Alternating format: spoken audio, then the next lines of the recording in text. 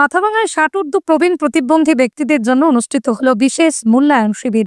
শহরের ভারত তীর্থ কার্যালয় সক্ষম এবং সেবা ভারতী মাথাভাঙার যৌথ উদ্যোগে আয়োজিত এই শিবিরটি মূলত তাদের জন্য যারা এখনো প্রতিবন্ধী কার্ড করতে পারেননি বা যাদের কোনো প্রতিবন্ধী কার্ড নেই। সংগঠনের পক্ষ থেকে জানানো হয়েছে, এর আগেও বিভিন্ন সরকারি সংস্থার সহযোগিতায় প্রতিবন্ধী তথা দিব্যাঙ্গদের জন্য হুইল চেয়ার সহ বিভিন্ন সরঞ্জাম বিতরণ করা হয়েছে। এবারে শিবিরে যতজন সম্ভব উপস্থিত হয়েছেন তাদের মূল্যায়ন করা হচ্ছে। পরবর্তী পর্যায়ে তাদের প্রতিবন্ধী কার্ড প্রদান এবং প্রয়োজনীয় সরঞ্জাম বিতরণ করা হবে।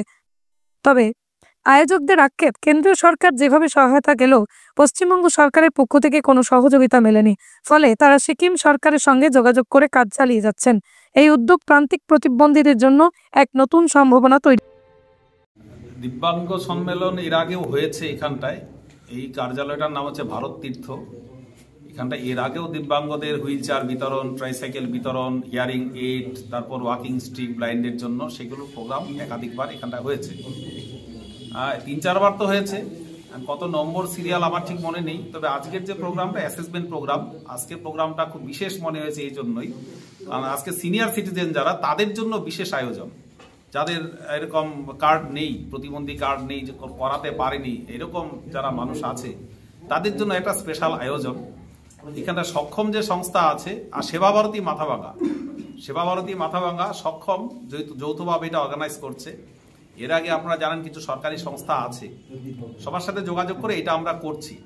বিভিন্ন জায়গা থেকে যতজনকে সম্ভব খবর দেওয়া হয়েছে, তারা এসে এখানটায় আমরা অ্যাসেসমেন্ট ক্যাম্প এখানটা হচ্ছে, আমরাও আছি, আমরা সেবা ভারতীর সাথে আমরা এখানে যুক্ত আছি, আমাদেরও সহযোগিতা এর সাথে আছে।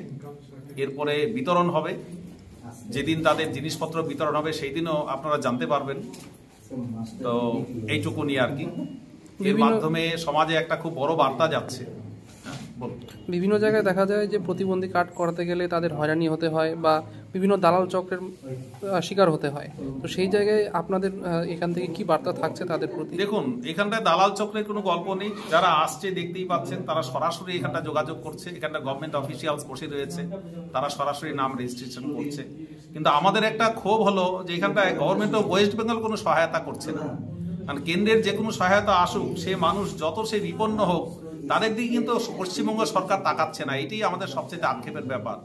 সেই জন্য গভর্নমেন্ট অফ সিকিমের সাথে যোগাযোগ করে আমাদের কাজ করতে হচ্ছে। এইটা খুব একটা বড় আক্ষেপের ব্যাপার।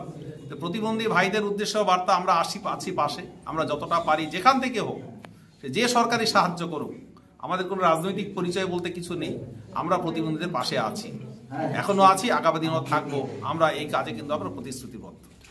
যারা এরকম প্রতারণার শিকার হয়েছেন, তারা যারা কার্ড করতে পারেনি, তারা যদি কার্ড করতে চায় তাহলে আপনাদের অবশ্যই আমরা আপনাদের সাথে কিভাবে যোগাযোগ করবে? একদম, আমাদের যে সক্ষম কেন্দ্র আছে এখানটা যদি যোগাযোগ করে আমাদের সাথে, আমরা অবশ্যই তাদেরকে সেই যা করণীয় কার্ড করাতে গেলে সরকারি দপ্তরে যাওয়া থেকে শুরু করে তাদের অ্যাসেসমেন্ট সবটাই আমরা সহযোগিতা করব।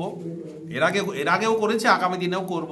সুতরাং এরকম যারা আছেন, যারা কার্ড পায়নি, তাদের উদ্দেশ্যেও বার্তা, আপনারা যোগাযোগ করুন। আমাদের এখানটায় চন্দন চক্রবর্তী আছেন, আমাদের কার্তিক দা আছেন, তাদের সাথে যোগাযোগ করলে পরে অবশ্যই তারা সহায়তা পাবে। আপনার নাম? আমি সাধন কুমার পাল, আমি শিক্ষক, ঘোষাডাঙ্গা প্রামাণিক হাই স্কুল, আমি সেবা ভারতীর সদস্য।